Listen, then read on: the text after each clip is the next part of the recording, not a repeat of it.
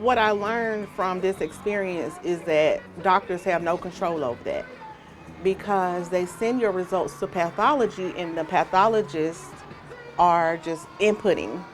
So because of that speed of light technology, we get it first. And it just so happens that I received it on a Sunday. So I immediately read it, couldn't believe it.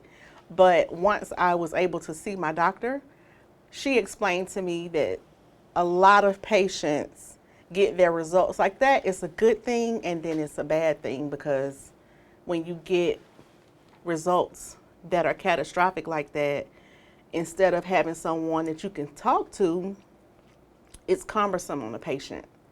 So it was very difficult to receive that diagnosis on my chart, to be able to read it, take it in, and then have to wait to see the doctor because you say, oh my God, did I read that right? Did they put the right patient on there? Is that me? So it was very difficult. I tend to coin myself as a multitasker. That's the way that I stay busy and keep myself very busy so that I don't think about things like this. But during that time, yes, I was interviewing for this position here at Lake City. And in the midst of finding out, I just kept my focus. I kept my focus because my mom has always taught me that you will have peaks and valleys. And in those times when you are going through the valley, you have to stay positive. So at the time, I stayed busy with my girls. I have two girls that attend Clayton County Public School. One's at Jonesboro and one's at K-Pace. And so I just made sure to only reveal to them or show them, continue to show them a mom that's persevering. So that was important to me. Also, my husband is a football coach, going to his games and just staying busy. The times where it's difficult is at night when I'm not busy and I have things to think about. But other than that, besides being busy as a mom and a wife, I also love to read. So I started reading books about cancer. At that time, I did not know if I had stage 1, 2, 3, or 4. So I just tried to get ahead of it as much as I could by researching about it. Being blessed with Lake City Elementary School as principal, that same week, I was having chemo, my first chemo. And if anybody has ever had chemo, you know how difficult it is. It makes you very tired, very sick. So I thought to myself when I first met my staff at 6:45 that morning, I said, do I want to let them know? And I prayed about it, and the answer was yes, because I immediately felt like I know for the children, I'm going to look different. So I didn't want them to see, oh, I got a new principal. She had hair and now she doesn't. Because I did learn that the chemotherapy that I would receive, it was factual that I would lose my hair. So I read books on the morning announcement so that the children understood what I was going through. The parents were very receptive. The Lake City Police Department, the Lake City Fire Department, we all wrapped together as a family. Forest Park High School, Babb Middle School, the principals there, everybody reached out to make sure that not only I was okay, but the community here at Lake City Elementary School. And it was just amazing because I did go through very, very sick times. And so the staff knew because I continued to work. I was here through everything, and they would call and check on me. Parents would send me items. So we came together as a community. So that made me proud that I decided to share my story, not only with Lake City, but with the masses through my social media. And through that, I have been able to help about 25 newly diagnosed women within a year of breast cancer. Last week, 2 more people that I know have just been diagnosed with breast cancer. So had I not shared my story, because I didn't have anybody to really talk to. Had I not shared my story, they wouldn't have anyone to talk to, so they reach out to me to help them get through. I remember the first time that I came back and I didn't have any hair. So the conversation is different between pre-K and fifth graders. But the kids were amazing. They would tell me how beautiful I looked and, oh, Dr. G, I really like your makeup, because one thing I learned how to do when I didn't have anything but my face. I had really long hair, but once it was gone, I had to accentuate myself differently. But the kids would tell me how beautiful I was. They would even ask me, does cancer hurt? Are you hurting? Because the books that I would read for my students on the announcements, they talked about losing the hair, being sick, things of that nature. And even now, as we prepare for our breast cancer parade, in their STEM classes, they're learning about cells and cell divisions, all the way K through 5 right now. So I go in and we have those conversations, and the kids will ask, did it go away since last year? So they understand and know, and hopefully they won't ever have to deal with this at home. But the students here definitely gave me that love and positivity that I needed as I was going through. I had a relationship with God before, and to be honest, it was that relationship where, when you needed him, you prayed, or when you wanted to thank him, you hurry up, thank you, God, for whatever. But now I cannot go without, as soon as I get up in the morning, I pray. I read my Bible a whole lot more, attend church every Sunday. But besides all of those things, I feel the presence of the Lord much more than I did before. And because in those times when it was dark, it was bleak, and even though I had a village and have a village, there are times when it was just me and God, where I had to talk to him to get through, because it was very difficult. So it has definitely changed me for the better as far as my spirituality is concerned. Never be afraid. I'm always asking questions. I don't let things slide with my body. So just the background, I received my mammogram like I do every year in November. So I got my mammogram results in November 2022. And the results said the same thing that they say every time. Normal, you just have dense breast tissue. So when December came, I felt a small lump. But I just thought, fibrous tissues and things of that sort. When January came around my birthday, I noticed that the lump was getting bigger, because again, I was doing those monthly self breast exams. But in February, 3 months after I received my results from my mammogram, I noticed that the lump was the size of a grape. So I immediately called my doctor, and I asked her to read me my results. And she said, well, there's nothing wrong. You just had a mammogram. It's the same thing. So she said, but if you feel a lump, I want to go ahead and see what's going on with that, especially because you say it's growing. So, okay, I'm coming in. Went in, and as she was giving me my breast exam, because she's been my doctor for over 16 years, I can tell by the look on her face that she felt what I felt. So she immediately sent me to a breast specialist.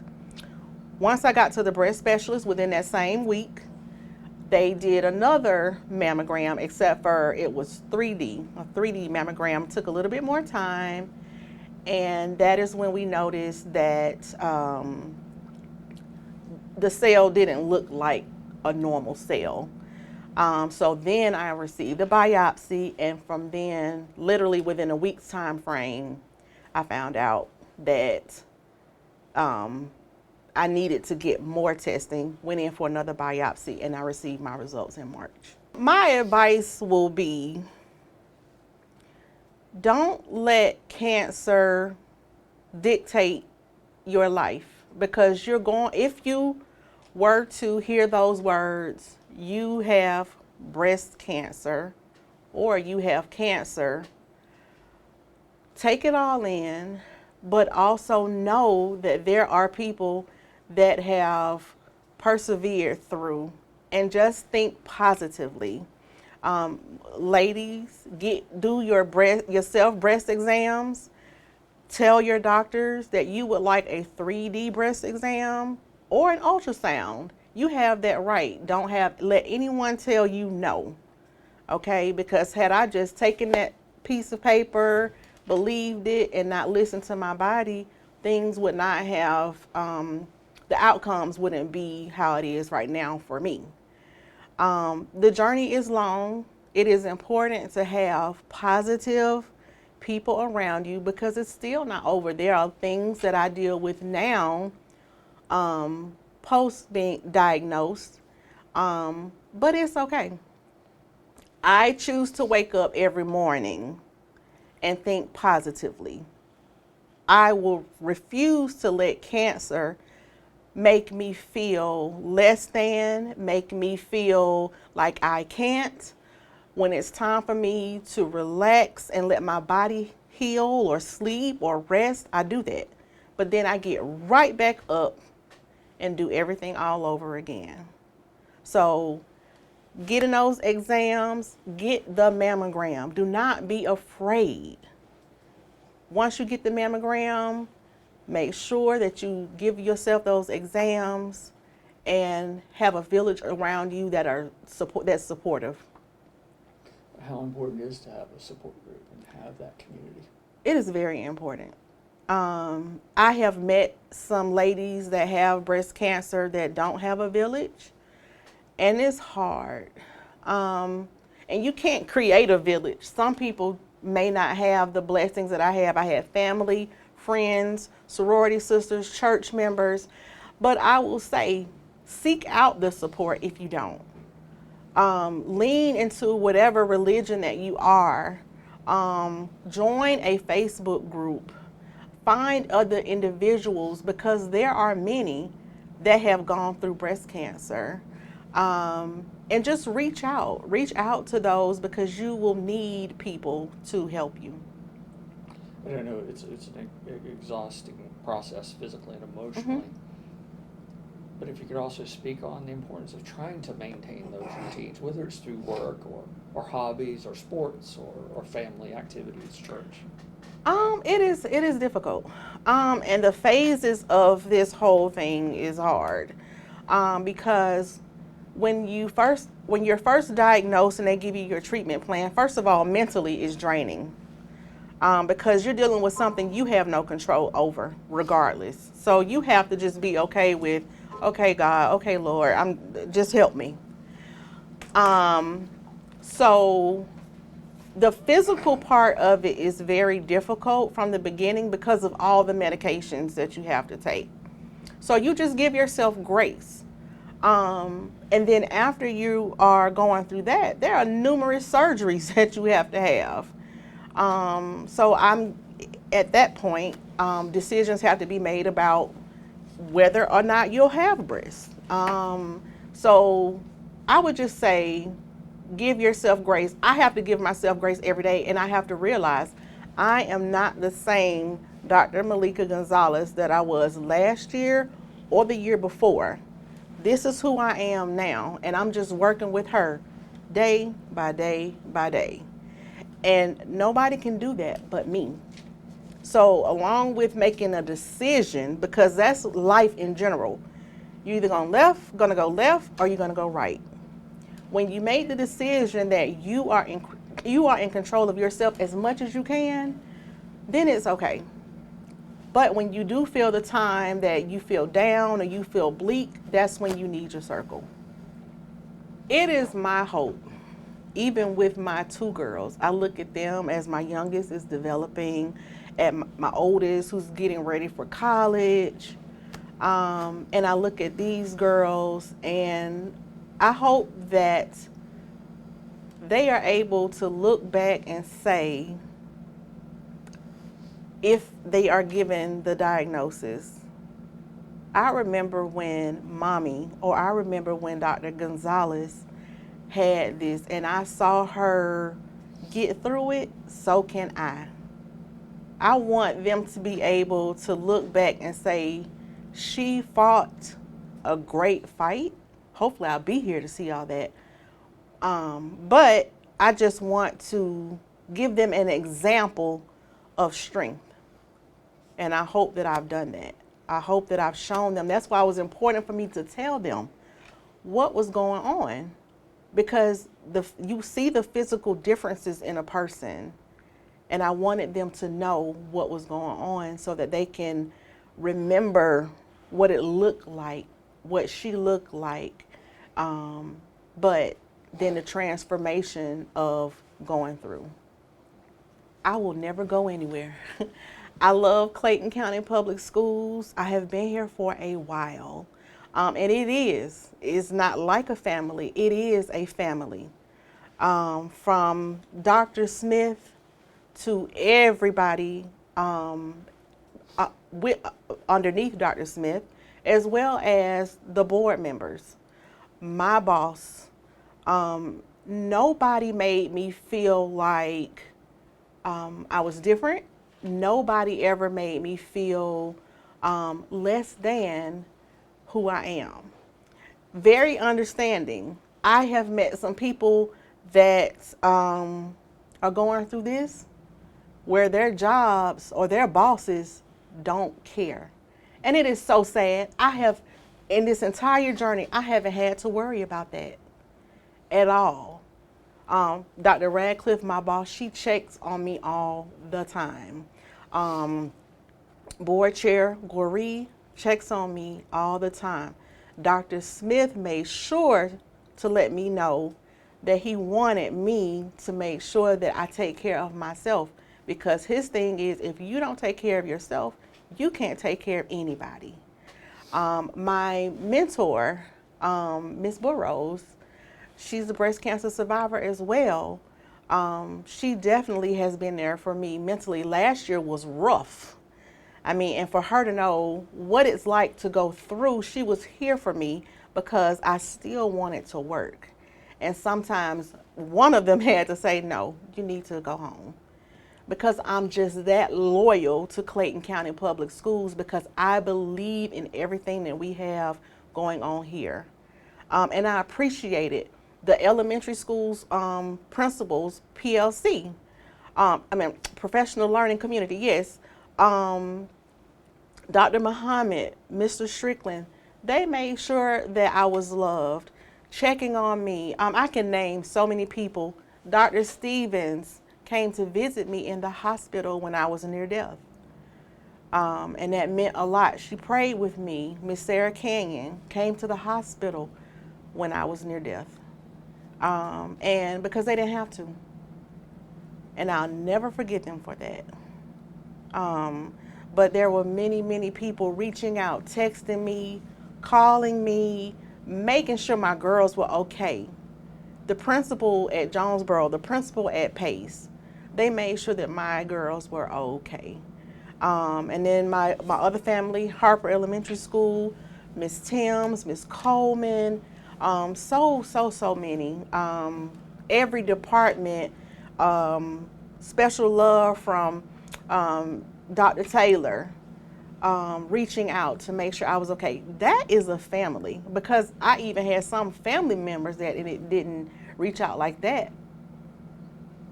But here at Clayton County Public Schools, they made sure that I was okay and my girls were okay. Mr. Farmer, he wanted to know if my husband was okay. Not a lot of people think about the spouse. He wanted to make sure if he needed anybody to talk to. Who does that besides family? And we have a family here. I couldn't have done this without my assistant principal, Miss Henderson. She held it down for me so many times. My counselor, Miss Wiggum, my academic coach, Miss Johnson, I mean, it's just so many people. My Lake City family, I literally am so blessed. I tell people that all the time, and I want them to understand how blessed I am to be here. I prayed about a principal position for a long time. I was very specific in my prayer in 2007. I literally, everything that I described, and I didn't know it, was Lake City. I didn't know that I would have cancer though. Once God blessed me with this school, I had no idea. And just truth be told, I tried numerous times and interviewed numerous times for numerous schools, and I didn't understand why. I didn't understand. I knew that I would be able to do it, but God placed me here for a reason. And it's revealed to me every single day, that I'm a blessing to the Lake City community, and the Lake City community is a blessing to me. And I'm blessed to be in Clayton County Public Schools. I cannot imagine being anywhere else. My final thoughts is this. You never know what someone is going through. Smile, be nice, be kind, and give grace. Because there are a lot of people affected by this, and we are just here trying to do the best that we can, but always give grace and always be kind, because you absolutely have no clue what some people are going through. But at the end of the day, as long as you keep a family structure, a positive mind, courageous thoughts, you can get through anything. Early detection, and besides early detection, self-exams all the time. Even teenage girls, okay? I have seen as young as 19. So sometimes my daughter thinks I'm silly when I'm like, hey, did you check yourself? She's like, Mom, I did. But I have seen as young as 19 and as old as 82 with cancer, with breast cancer. So please, everyone, take it seriously. And I know people are saying, well, they won't let you get an exam until you're 40 or 45 or 50 or whatever. Don't allow people to tell you no, okay? Because it's a money thing with insurances and everything, but there's only one you. So do what you have to do for you, because I never allowed anyone to tell me no. Look at it again. I want you to tell me that again, and make people break it down. Like they'll start talking really fast and all of this lingo.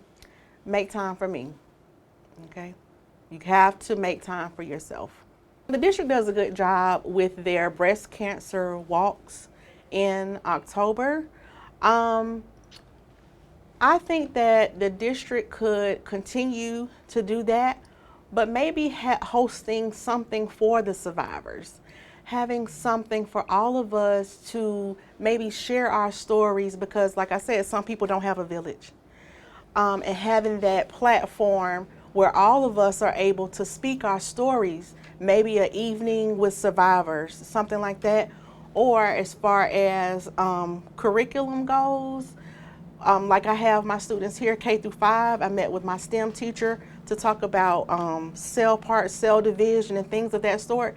Maybe sharing some activities that students can do, K through 12, to learn about breast cancer, because it is taking over. There are so many people being diagnosed every day, and we need to get to the forefront of it instead of being reactive on the back end of it. So along with the walks, I think that we can talk about it more, maybe having something on our website or social media where we have a breast cancer thought of the day, or where we give facts about breast cancer. And again, just hearing from those that have gone through this struggle, because everybody's is different. One in my family just found out day before yesterday she had stage 0 breast cancer. who knew about stage 0? She had no idea what they were talking about, so her regimen is going to be different. So just getting the word out there, is going to be very monumental for our community and for everyone. All right, so again, I had my mammogram in November, and by the time January rolled around, which was 2 months later, I felt this little lump felt a little bit bigger that I found initially in December. So I continued to do my self-breast exam, and then in February, it had gotten bigger to like the size of a grape. And I did my exam, and I called my husband, and I said, hey, does this look different to you? Does this feel different? And it was hot to touch. So I knew something was a little off. And he said, yes, it's different. So that is when I sent my doctor a message on the online platform. And I told her what was going on, and I told her to call me immediately because I wanted her to go over my report. Because in my mind, I said, for sure, it's been 3 months. I didn't get cancer in 3 months. That's what I'm thinking. I'm like, what could this be in a 3-month time span? Because in November, and at the end of November, it was stated that it was normal. So I'm Googling things like, can you get cancer in 3 months? And what's going on? So with that being said, she told me to come in, got the exam, found out that I did have a lump. And then that's when I was sent to the breast specialist to get another exam, ultrasound, get an ultrasound and another mammogram, 3D, and a biopsy that confirmed that I did have invasive ductal carcinoma. I don't want to normalize the feelings, but I want people to acknowledge that they have the feelings, but not sit there. In going through this process and seeing other women getting friendships or learning about others that are going through this same process, and then to see them not there, or you call them and they don't answer, and then you see a post that they've passed away, is difficult. Because you have to think about it. That's just like you going to work every day and seeing your coworkers, but then one day this person is gone, that person is gone. You are all a part of this same environment. And it's nothing that you can do to keep yourself from being next. What do you do? So it's hard mentally to know that you are a part of this group of people that have this diagnosis, that we fight as much as we can. Chemo, radiation, double mastectomy, and sometimes it comes back. I pray to God mine never comes back. So sometimes you just wonder, why me? Like, God, what are you doing with me? When you know women that have children, what are her children going to do? And I know that she fought the same fight that I did. It is hard. So I just decide not to stay in that moment, but I'm okay when I do have those moments because I'm human. So I do think about those things, but then I get through it, maybe call on my village, talk to my husband, hug on my girls, come to work because this is my happy place, and I just keep it going. So I go back to the day that I found out. It was Sunday. Or the weekend, I was doing my youngest daughter's hair. I was braiding her hair when I picked up my phone and I got the diagnosis. So I didn't start crying immediately. I sent my best friend a text, my best friend Janet, because she is a survivor as well. So I said, hey, what does this mean? And so when she responded, can I call you? Instead of responding, oh, you're okay, I knew something was wrong. So that made me cry. So I ran up the steps to my room and I just said, oh my God, what am I going to do? Because you immediately think death, okay? So you immediately think, oh my goodness, I'm going to die. What am I going to do? I have my 2 girls. I have my husband. And so I just paused for a minute, took a little time for myself, and it took me maybe a week before I told my girls, because I wanted to tell them in the right setting, in the right way. I told my husband immediately, and he was floored. He was floored. He lost his dad to cancer. So we kind of lifted each other up for that week. I ordered a book off Amazon to read to my youngest, because at the time she was in 3rd grade. So we talked about it differently than I did with my 16-year-old. So I read the book to my youngest, and I told her, it was a book called Mommy is Losing Her Hair or something like that. And we talked about cancer like that. I allowed her to ask me any question that she wanted. And her thing was, well, Mommy, you're beautiful anyway, so it doesn't matter, what you look like. And then for my oldest, she's a little quiet sometimes. She just, basically was like, Mom, we'll get through this. It's going to be okay. So when it was time, when my hair started falling out, I had like a party at my house. So I called my mom. I actually was at work, and I noticed when I would like do my hand in my hair like this, like rub my hands through my hair would fall out. So I literally left out of here. I went and told my assistant principal. I was like, look, my hair is falling out. So I would take clumps and clumps out of my head. But that was important for them to see too. So that day I went home. I said, you know what?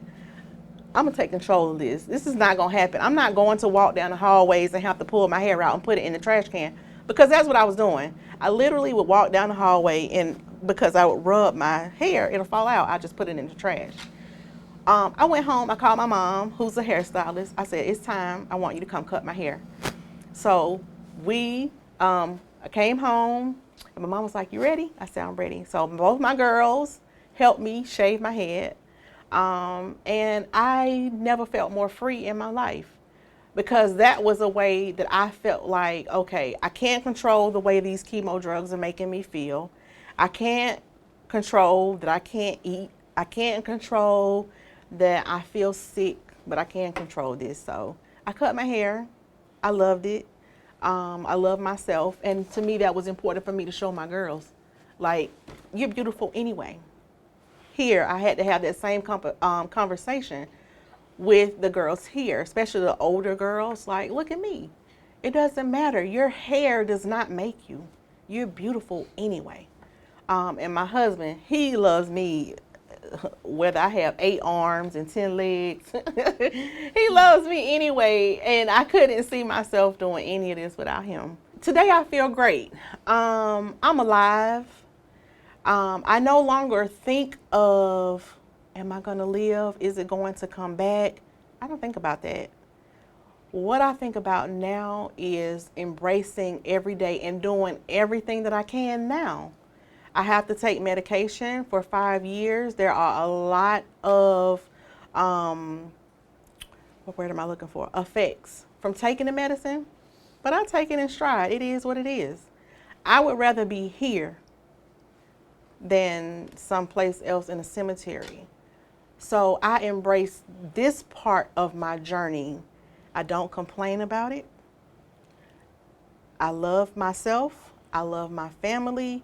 And I even thank God for this, because guess what? If this hadn't happened to me, I wouldn't be here talking to any of you. You get what I'm saying? So everything happens for a reason. Everything happens for a reason. And I just want to say this. One song that got me through at all times and still does is Ty Tribbett's One Night Though. If anyone has the opportunity, this is not a plug because I don't even know him, but if anybody is going through anything, just listen. It's 10 minutes, but listen to that song. And what it's basically saying is, it's okay to cry, but only for one night though. Like, don't stay there. You can be sad. You can be mad. You can be hurting. Give yourself that grace. Stay there for only one night. And I just want to make point, I have this statement in my car, over there, in my bathroom, just anywhere. And it says, when I realized my diagnosis was a word, not a statement, I decided that my life would be what I make it. Cancer is a comma, not a period. I see you, cancer. I pause. I acknowledge you momentarily, but I shall live my life to the fullest. And that's how I feel every day.